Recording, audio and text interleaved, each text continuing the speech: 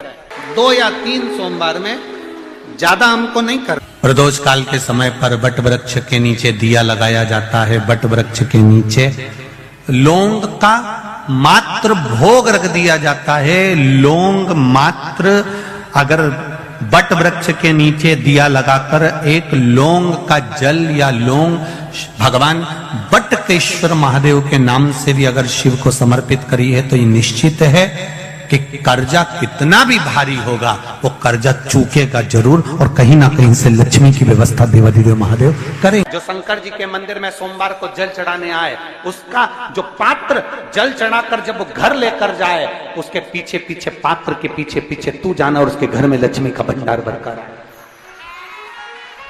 लक्ष्मी बेलपत्र के वृक्ष के नीचे तू विराजमान हो जा।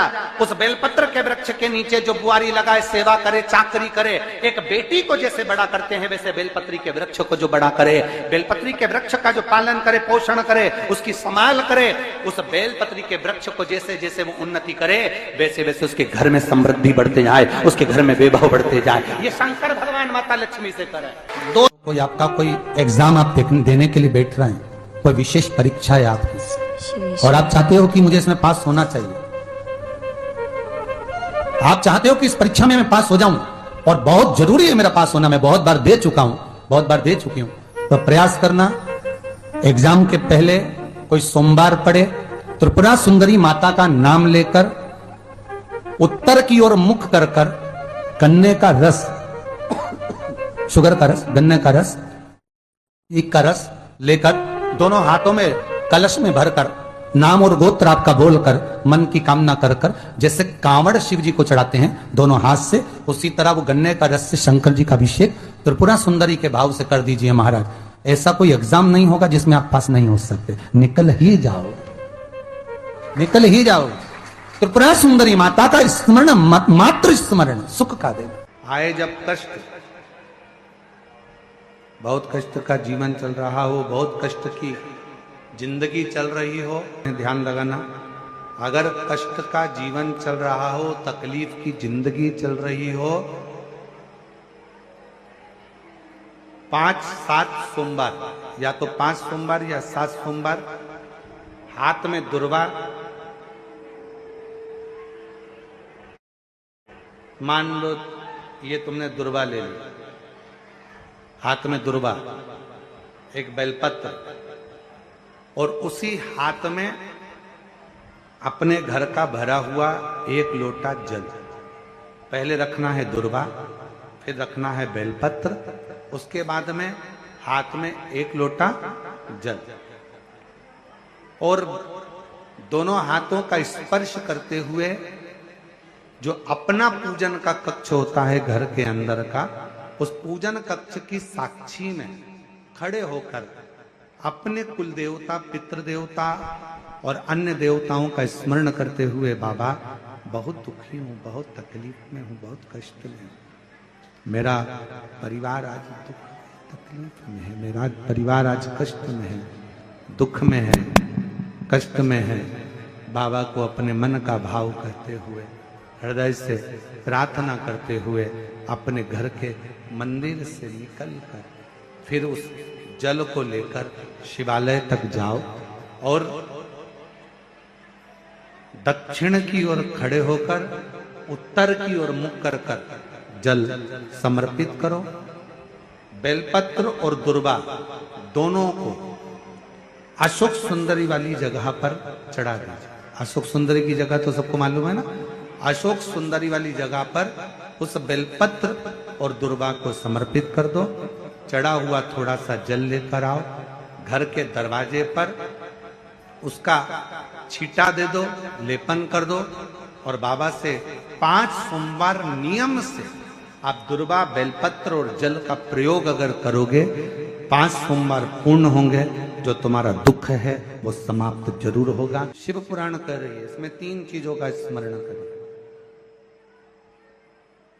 पहले नंबर पर दुर्वा, दूसरे नंबर पर बेलपत्र, और तीसरे नंबर पर जब जल चढ़ाकर वापिस आओ तो अपने घर में प्रवेश के पहले देहली पर, चौखट पर भगवान शंकर के अपने घर के द्वार पर शिव का नाम लेकर जल का सिंचन। 3, शिव जी की करुणा का गुणगान करने के लिए 3, जब आप तकलीफ में होते हो तो 3, शंकर को जल चढ़ाने वाला, 1 लोटा जल चढ़ाने वाले के पास 3 को भगवान शिव अवश्य भेजते हैं। दुख को समाप्त करने से पहले 3 को मेरा शंकर आपके दरवाजे पर जरूर भेजता है। पहले नंबर पर मां आद्य शक्ति दुर्गा को आपकी पड़ोसन के रूप में, आपके रिश्तेदार के रूप में, आपके कुटुंबी के रूप में, आपके संबंधियों के रूप में, किसी ना किसी के रूप में आपके पास भेजकर बोलेंगे, क्यों घबराती हो, क्यों चिंता करती हो, क्यों टेंशन लेती हो। मैंने सुना है कथा में, बाबा ने ये बताया था, एक काम कर, एक बेलपत्र, एक दुर्बा लेकर जा, बताएगी, आएगी, बैठेगी, सुंदर, उस दिन उसका चेहरा देखोगे आप तो आपको लगेगा ये मेरी पड़ोसन नहीं हो सकती। उसका चेहरा देखोगे तो आपको लगेगा ये मेरी देवरानी नहीं, ये मेरी जेठानी नहीं, ये मेरी ननंद नहीं, ये मेरा रिश्तेदार नहीं। आज इसका चेहरा कुछ और बोल रहा होगा। जब होगी तब कोई तुम्हारे कहेगा, धीरे से, सामने नहीं आएगा तो सुंदर स्वरूप धारण कर कर स्वप्न में आकर कहेगा। ऐसा लगेगा कोई तुम्हें जगा कर कह रहा है कि तू घबराना मती, तू ये कर लेना, समझ। धीरे से, सामने नहीं। अपनी अर्धांगिनी पार्वती को तुम्हारे पास भेज। दूसरे नंबर पर मेरे भोले बाबा, मेरे शंकर, मेरे त्रिकालदर्शी, मेरे करुणा सागर, मेरे शंकर। दूसरे नंबर पर अपने गण भृंगी को भेज देते। शिव जी के गण श्रृंगी और भृंगी का कर्म क्या? श्रृंगी शिव से दूर नहीं होता और भृंगी शिव जी की आज्ञा पाकर शंकर के भक्त के पास जाकर बैठता है। शिव जी अपने दूसरे पात्र को भेजते हैं भृंगी को। भृंगी दूसरे नंबर पर जाता है। उसका काम क्या है? भृंगी का कर्म क्या है? तो कहा, भृंगी कभी भी सामने अपने प्रतिबिंब से नहीं आता, किसी का स्वरूप धर कर नहीं आता। भृंगी आपके हृदय में आकर भीतर से बोलने का प्रयास करता है। ये काम गलत हो रहा है, इसको रोक ले। तेरा मन से अंदर से बोलने का प्रयास करेगा, एक काम कर, तू वहां चले जाए, ऐसा हो सकता है, तू ऐसा कर ले, तू वैसा कर ले, वो बताने का प्रयास करेगा, वो आपको। दूसरे नंबर पर भृंगी आपके मन की वाणी को शिव तक पहुंचाने का प्रयास करेगा। और तीसरे नंबर पर भगवान शंकर अपने भक्त का दुख हरने से पहले तीसरे नंबर पर भेज देते हैं अपने नंदीश्वर को, अपने नंदी गण को। मेरे शिव भेजते हैं। नंदी का काम क्या है? जैसे ही नंदी आता है, कोई व्यक्ति के रूप में, किसी रूप में, किसी फोन के रूप में, किसी कॉल के रूप में, किसी पत्र के रूप में, किसी मैसेज के रूप में, जब नंदी तुम्हारे घर में प्रवेश करता है तब वो तुम्हारे रास्ते को क्लीन कर देता है, रास्ते को साफ कर देता है, उसको मार्ग को प्रशस्त कर देता है। पुनीतावती नाम की एक महिला, एक कन्या ने जन्म लिया तमिलनाडु के कराईकला नगर में। एक धनिक सेठ के घर में, बहुत पैसे वाले व्यक्ति के घर में एक लड़की ने जन्म लिया जिसका नाम पुनीतावती था। पुनीतावती।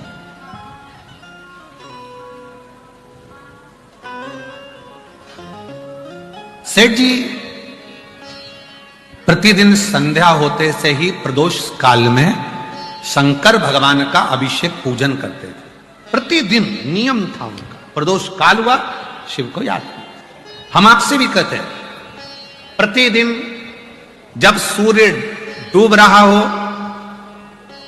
चंद्र उदित हो रहा हो, प्रदोष का जब समय हो, उस प्रदोष काल में आप भी शिव का स्मरण करो। अभिषेक नहीं कर सकते तो स्मरण करो। स्मरण कैसे? बस तुम्हें लग रहा है कि मेरे घर में धन की कमी है, संपदा की कमी है, मेरे घर में वैभव की कमी है, मेरे घर में लक्ष्मी की कमी है, मेरा व्यापार नहीं हो रहा, भगवान मेरे बच्चों की लाइन नहीं बैठ रही, ना विवाह हो रहा, ना उनकी कोई नौकरी लग रही है, तो शाम का समय प्रदोष काल और दरवाजे की ओर जिस समय पर प्रदोष काल में प्रतिदिन मेरे शंकर भगवान माता पार्वती के साथ में नंदी पर बैठकर भ्रमण के लिए निकलते हैं, वो प्रदोष काल के समय पर दरवाजे की ओर मुख कर कर भगवान शंकर के या तो पंचाक्षर मंत्र नमः शिवाय, या षडाक्षर मंत्र ओम नमः शिवाय, या श्री शिवाय नमस्तुभ्यम, बस दरवाजे की ओर देखते हुए 5 बार या 7 बार शिव के नाम का उच्चारण कर कर, हे कुबेर भंडारी, हे कुबेरेश्वर महादेव, आपने लक्ष्मी को भी लक्ष्मी दी है, आपने कुबेर को भी लक्ष्मी दी है, कृपा करो मेरे घर में भी लक्ष्मी और वैभव दीजिए। झोली पसार कर नमः शिवाय श्री शिवाय नमस्तुभ्यम कहकर उस झोली को वापस अपनी ओर गिराओ। आप लगातार 2 महीना 3 महीना आप प्रदोष काल में शाम के समय भगवान शंकर जब रोज प्रतिदिन पार्वती और शिव जी निकलते हैं भ्रमण पर, उस समय पर आप रोज जब भगवान से निवेदन करोगी तो एक ना एक दिन मेरा भोले बाबा तुम्हारी झोली भर ही देगा। अब इसमें तुम्हारा धन लगा क्या? जम के बोलो जरा, इसमें तुम्हारा पैसा लगा क्या? इसके लिए तुम्हें कभी मंदिर जाना पड़ा क्या? इसके लिए तुम्हें कहीं जाना पड़ा क्या? नहीं, इसमें केवल समय का ज्ञान करना है कि शाम का समय प्रदोष काल का जो समय है, उस प्रदोष काल के समय में, और थोड़ा सा आगे पीछे भी हो जाएगा ना तो चलेगा। यह नहीं सोचना कि प्रदोष काल के समय पर मुझे मालूम नहीं पड़ा, यह समय निकल गया, मैं काम में लगी थी, उसमें प्रतिदिन नियम बना, प्रतिदिन श्री शिवाय नमस्तुभ्यम, श्री शिवाय नमस्तुभ्यम, श्री शिवाय नमस्तुभ्यम, श्री शिवाय नमस्तुभ्यम। प्रतिदिन प्रदोष काल में भगवान शिव के नाम का उच्चारण करना प्रारंभ करो। अगर तुम्हारा रोग समाप्ति पर ना जा रहा हो, बीमारी बढ़ती चली जा रही हो, बहुत ज्यादा कष्ट भी हो रहा हो, सरसों के फूल पीला कलर का होता है, किसी नदी तालाब बावड़ी कुआं सरोवर के तट पर एकांत में कोई शिव मंदिर हो या शंकर जी का कोई शिवलिंग रखो एकांत में, कभी तुम नहाने गए और तुम्हें दिख गया कि यहाँ एकांत है, कोई है नहीं और शंकर जी अकेले बैठे हैं, तो सरसों का फूल शिव को समर्पित करो। और जिस नदी के तट पर आपने शिवलिंग को सरसों का फूल चढ़ाया है, उसी जलाशय का जल लेकर अपने ऊपर प्रोक्षण 7 बार करो। अंधकेश्वर महादेव का नाम ले, डॉक्टर का इलाज कराते रहो, जांच कराते रहो, दवाइयां लेते रहो, और साथ में अगर 2 या 3 बार आपने सरसों का फूल चढ़ाकर जिस जलाशय, जो नदी तालाब बावड़ी कुआं जहां पर भी वो शिवलिंग रखा है, उसका जलाशय का जल यदि अपने ऊपर 5 से 7 बार प्रोक्षण कर लिया तो वो जो बीमारी शरीर में है उसको समाप्त होना ही पड़ेगा, धीरे धीरे वो समाप्ति पर जाएगी। तुम संपूर्ण तरह से हार जाओ, लगे अब कुछ भी नहीं अपने पास में, एकदम खाली हो गए, कुछ भी नहीं बचा, तब बेलपत्र के वृक्ष के नीचे शंकर जी के मंदिर के सम्मुख में 2 दीप लगाना प्रारंभ कर दीजिए। एक लंबी बाती का दीप, एक गोल बाती का दीप, एक शक्ति का, एक शिव का, दोनों दीप घी के दोनों सामने रखो, बाबा को प्रार्थना करो। शिव मंदिर में लगाने के बाद फिर बेलपत्री के वृक्ष के नीचे जाओ। उस बेलपत्री के वृक्ष के नीचे जाना जिसकी छांव तुम्हारे ऊपर पड़े। पौधा नहीं, पौधे की छांव नहीं आ पाती अपने ऊपर, पौधा छोटा सा रहता है तो उसकी छांव नहीं आती। बेलपत्र के वृक्ष की छांव में बैठकर 2 दीप लगाओ कि छांव है। 2 महीना नियम ले लो, शाम के समय पर शाम को प्रदोष काल में मेरे घर का कोई भी व्यक्ति जाएगा, शिव मंदिर में 2 दीप और बेलपत्र के वृक्ष के नीचे 2 दीप लगाएगा। 2 महीना इंतजार करना, मेरा बाबा हाथ पकड़कर तुम्हें ऐसा दौड़ाएगा कि शिव अपने आप करुणा करने लगेगा। चढ़े हुए जल को जब आप थोड़ा सा लेकर आते हो, आपको बताया था ना कि खाली लोटा नहीं लाना चाहिए, खाली कलश शंकर जी के मंदिर से वापस नहीं लाना। शंकर भगवान को जल चढ़ाया, चढ़ाने के बाद थोड़ा सा जल हाथ में या कटोरी में या कलश में झेल लिया, भले 2 बूंद लाओ पर अपने घर पर लेकर आओ। उस 2 बूंद जल का भी स्पर्श कलश के अंदर हाथ की 3 उंगलियां लगाकर अगर त्रिशूल पर टच कर कर मात्र आपने उस कलश के अंदर लगा दिया और वो जल भी आपने अपने घर पर छोड़ दिया, छीट दिया या उसका आचमन मात्र हो गया, तो व्यक्ति का यश बढ़ना अपने आप प्रारंभ हो जाता है, उसकी यश की प्राप्ति उसको होने लगती है, उसको यश की वृद्धि होने लगती। उसको यश की प्राप्ति होने लगती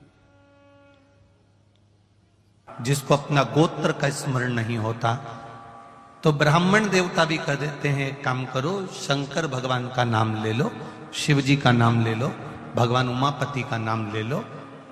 उसका गोत्र सबका गोत्र है, क्योंकि ब्रह्मा ब्रह्म लोक में है, भगवान विष्णु वैकुंठ लोक में है, और मेरा देव अधिदेव महादेव मृत्यु लोक में है, जो पृथ्वी पर है। हमारा गोत्र भी हमारे शिव के समर्पित है। शंकर ही हमारे गोत्र में है और हम ही शंकर के गोत्र में है। नहीं मालूम, हमने उसका भजन करना। अर्जुन से हमको एक बात सीखना चाहिए। अर्जुन का एक निर्णय सबसे प्रबल निर्णय था, और अर्जुन ने सबसे बड़ा अगर कोई निर्णय लिया था तो वो एक निर्णय लिया था कि मुझे कृष्ण चाहिए, कृष्ण मेरे हो जाए। ये अर्जुन का निर्णय था।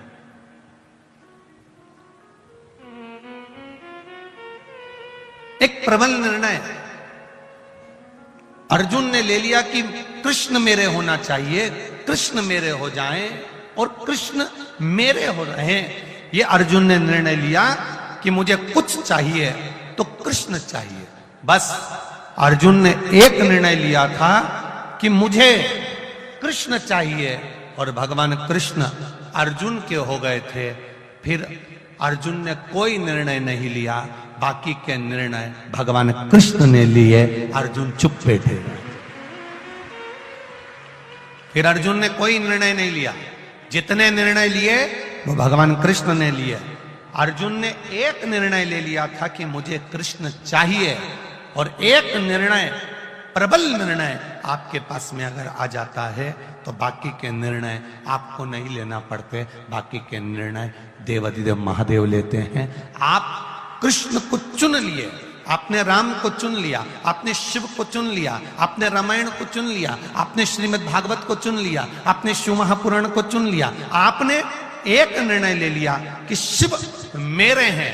मैं शंकर के मंदिर जाती हूं, मैं शंकर को जल चढ़ाती हूं, शंकर भगवान को एक बेलपत्र चढ़ाती हूं, शिव जी को एक चावल का दाना समर्पित करती हूं, शंकर भगवान को एक धतूरा समर्पित करती हूं। शिव जी को मैं अपना बना रही हूं। एक निर्णय, आपने एक निर्णय, प्रबल निर्णय ले लिया कि मैंने शिव को अपना बना लिया, मुझे शिव चाहिए। बस बाकी के जितने निर्णय, आवाज पकड़ रहा, बाकी के जितने निर्णय हैं वो सारे निर्णय कोई दूसरा नहीं लेगा, देवाधिदेव महादेव लेगा। अब उसके भरोसे एक भक्त हुए मरार। क्या नाम था? मरार। शूद्र थे, शिव के भक्त थे, शंकर के भक्त। मरार के पास में धन नहीं था, पैसा नहीं था, तो मरार ने विचार करा कि भोले बाबा एक बार मंदिर बनाना है तुम्हारा, कुछ भी हो जाए तुम्हारा मंदिर बनाना है। और याद रखना, भाव होगा तो भवन भी जरूर बनेगा। भाव होगा तो भवन भी जरूर बनेगा, और भाव होगा तो भगवान भी जरूर आएगा। निश्चित है। मरार तमिलनाडु के एक ऐसे भक्त हुए, शंकर के, शूद्र थे, नहीं था धन, सेवा करते थे। एक गुरु के पास पहुंच गए, मन है शिव जी का मंदिर बनाना। गुरु जी ने कहा, धन है? नहीं। संपदा है? नहीं। मैं तुझको दे दूं पैसा, ले जाकर बना ले? नहीं। आपका भी नहीं चाहिए, मैं तो मेरा बनाना चाहता हूं। ठीक है, तो एक काम कर, धन नहीं, पैसा नहीं, तो मन में मंदिर बना। मन में मंदिर कैसे? कहीं से ईंट ला, कहीं से मिट्टी ला, कहीं से ओटला बना, शिवलिंग लेकर आ, नंदी लेकर आ, मन में बिठाते जे। अपने मन को ऐसा बना ले कि मैंने शिखर की डिजाइन ऐसी करी है, उसका दरवाजा इतना बड़ा रखा है, सुतार से बात करी थी, बात सबसे कर किया, सुतार के पास जाकर ना दरवाजा लगाना है मंदिर में, कितना बड़ा लगाऊं, ऐसा ऐसा, मन में मंदिर बनाते चले जा। उसने अपने मन में मंदिर बना लिया। भक्त का नाम है मरार भक्त। कोई तुमसे कहे किसी और वाले महाराज जी ने कह दिया कि लाइट से टार्च, मोबाइल की टार्च से ही आरती कर लो, तो उनको जवाब दे सकते हो। मरार भक्त, शिव भक्त था, मन में मंदिर बन गया। पंडित जी के पास गया, प्राण प्रतिष्ठा की मुहूर्त दे दो। पंडित जी ने कहा तूने मंदिर का बना लिया? मेरे मन में बना लिया। तो मन में बना लिया तो कभी प्रतिष्ठा? नहीं नहीं नहीं, तुम मुहूर्त दो, मैंने सब पूछ पूछ के बनाया है, तुम मुहूर्त दो। पंडित जी ने मुहूर्त निकाला, इस तारीख का मुहूर्त है। कांची वहीं पास में लगी हुई थी, और उस स्थान का राजा एक बहुत बड़ा मंदिर बनाया था।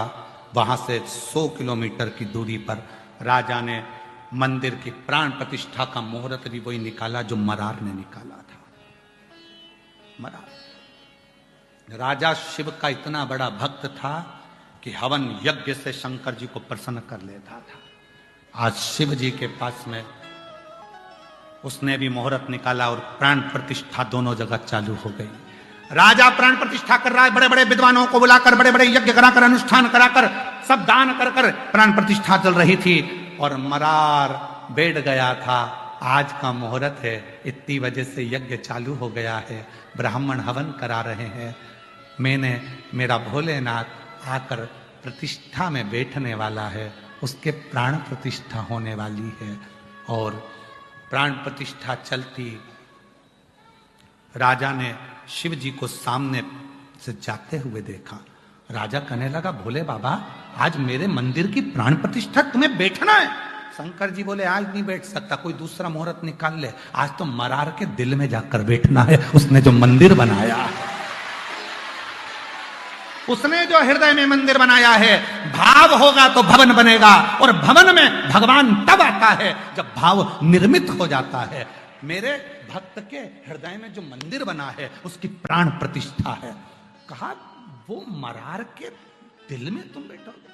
हाँ, राजा का प्राण प्रतिष्ठा छोड़कर शंकर भगवान मरार के दिल में जाकर बैठ गए।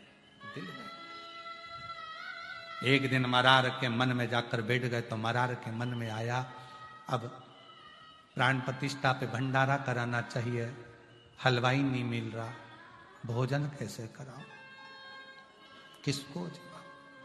शंकर भगवान ने कहा, मेरी धर्म पत्नी से जोरदार कोई हलवाई नहीं है, पूरी काशी को भोजन करा रही है अन्नपूर्णा। आंखें बंद कर कर बोला, अन्नपूर्णा माता भोजन कराना है। अन्नपूर्णा जी ने हृदय में आकर पूछा, कितनों को कराना? पूरे गांव को जिमाना है। इसने तो सोचा ही था। अन्नपूर्णा ने पूरे गांव को निमंत्रण दे दिया। जो जहां बैठा था वहां पंगतें लगना चालू हो गई, भंडारे चालू हो गए, मालपुआ, खीर, रबड़ी सब बनना प्रारंभ हो गया। भंडारे चल रहे थे, जैसे ही आंख खुली इतना बड़ा भंडारा। सारे गांव के लोग कहने लगे, मरार गजब कर दिया, तेरे पास इतना पैसा कहां से आ गया कि खीर मालपुआ खिला रहा? मरार कहने लगा, मैंने तो प्राण प्रतिष्ठा का भंडारा करा था। लोगों ने पूछा, मंदिर कहां है? तो के भीतर प्रतिष्ठा हो गई, हाँ भगवान बैठ गए, हाँ। वो भंडारा सारा गांव खा रहा था। कोई तुमसे पूछे, किसी और वाला बाबा कह दिया कि दिया बाती भी नहीं हो तो टार्च तो है ना मोबाइल। दिल भाव होगा तो भवन बनेगा। और प्रैक्टिकल करके देखो मरार की इस कथा का, मरार की कथा का प्रैक्टिकल करके देखना। कई माता कहती हैं हमारे यहाँ मंदिर नहीं है, कोई माता कहती है हमारे मंदिर दूर है, कोई माता कहती है हम मंदिर नहीं बना सकते, कोई माता कहती है हमारे पास पैसा नहीं है, हम मंदिर कैसे बनाए। शिव पुराण कहती है, एक बार शंकर का छोटा सा शिवलिंग किसी पेड़ के नीचे भी रखकर देख लो या खुले आसमान में रखकर देख लो, जल चढ़ाते रहोगे, भाव बढ़ता रहेगा तो एक दिन उस भाव के कारण वहां भवन बनकर ही रहेगा, मंदिर बनकर ही रहेगा। चढ़ाते रहो। एक बार अयोध्या में मेरे भगवान राम टेंट में आकर बैठ गए और टेंट में बैठे रहे तो लोगों का भाव बढ़ता रहा, भाव बढ़ता रहा, भाव बढ़ता रहा, भाव बढ़ता रहा, भाव बढ़ता रहा। ऐसा भाव बन गया कि आज वो टेंट की जगह पर अयोध्या में मेरे भगवान श्री राम मंदिर में जाकर विराजमान हो गए। भाव है तो भवन है, भाव है तो भगवान है, और भाव ही नहीं तो मंदिर कितने भी बनाकर रख दो, भाव नहीं है तो फिर भगवान भी नहीं।